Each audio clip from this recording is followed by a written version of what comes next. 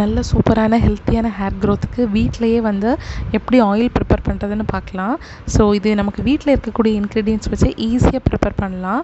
இதுக்கு ஒரு பவுலில் கொஞ்சம் நவரப்பச்சலை, வெந்தயம், முருங்கைக்கீரை, செம்பருத்திப்பூ, நீம் லீவ்ஸ், கொஞ்சமாக செம்பருத்தி இலை, ஃப்ரெஷ்ஷாக கருவேப்பிலை, நெல்லிக்காய், தேவையான அளவு இவ்வளோ வேணாம், கருஞ்சீரகம், சின்ன வெங்காயம், 2 லிட்டர்ஸ்க்கு நான் தேங்காய் எண்ணெய் வந்து நான் எடுத்திருக்கேன். ஸோ இது நமக்கு இன்க்ரீடியன்ட்ஸ் பேஸ் பண்ணி நம்ம தேங்காய் எண்ணெய் விடலாம். தென் ஒரு கற்றாழை. ஸோ இவ்வளோ தான் இன்க்ரீடியன்ட்ஸ். இப்போ இது எப்படி ப்ரிப்பேர் பண்ணுறது பார்க்கலாம். ஒரு மிக்ஸி ஜாரில் வெந்தயம் ஆட் பண்ணிப்போம். இது கூடவே கருஞ்சீரகம் ஆட் பண்ணி மிக்சியில் நல்லா பவுடர் பண்ணி எடுத்துக்கலாம். இது நல்லா பவுடர் ஆனதுக்கு பிறகு மிக்ஸி ஜாரில் கொஞ்சம் நவரப்பச்சலை, முருங்கைக்கீரை இது ரெண்டுத்தையும் சேர்த்து நல்லா ஃபைன் பேஸ்ட்டாக அரைச்சிப்போம். இந்த பேஸ்ட்டு கூடவே நீம் லீவ்ஸ் சேர்த்துக்கலாம்.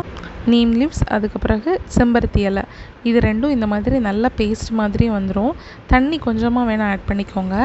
ஸோ இந்த பேஸ்ட்டை வந்து நம்ம மாற்றி வச்சுக்கலாம். இனி இது கூடவே வந்து நம்ம ஃப்ரெஷ்ஷாக கருவேப்பிலை சேர்த்துக்கலாம். கருவேப்பிலை மிக்ஸ் ஆகிறதுக்கு கொஞ்சம் தண்ணி ஆட் பண்ணிக்கணும். ஸோ இதுவும் நல்ல பேஸ்ட்டாக வந்ததும் இந்த மாதிரி பிளேட்டில் நம்ம இதை ட்ரான்ஸ்ஃபர் பண்ணிக்கலாம். இனி இந்த மிக்ஸி ஜார்லேயே வந்து கொஞ்சம் செம்பருத்தி பூ, நெல்லிக்காய், சின்ன வெங்காயம் இது எல்லாமே வந்து சேர்த்து பேஸ்ட்டு மாதிரி நம்ம அரைச்சி வச்சுக்கலாம். இது வந்து வீட்டிலே உள்ள ஆலோவேரா. நம்ம இந்த மாதிரி வீடியோவில் காமிக்கிற மாதிரி நீங்கள் க்ளீன் பண்ணிக்கோங்க. இந்த ஸ்கின்னை ரிமூவ் பண்ணிவிட்டு நமக்கு சென்டரில் இருக்க பல்ப் மட்டும்தான் தேவை. ஸோ இந்த பல்ப் மட்டுமே வந்து எடுத்து வச்சுக்கோங்க. இது வந்து சின்ன சின்ன க்யூப்ஸாக வந்து நம்ம கட் பண்ணி வச்சுக்கலாம்.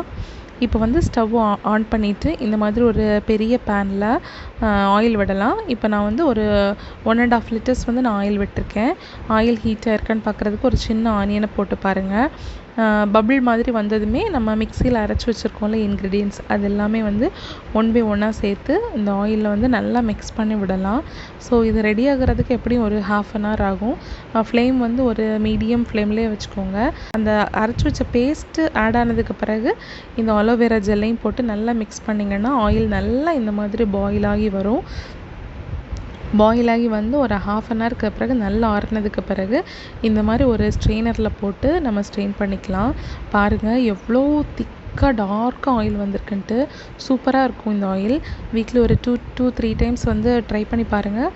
சூப்பராக ஒரு ரிசல்ட்டை வந்து பார்ப்பீங்க. தேங்க்ஸ் ஃபார் வாட்சிங்.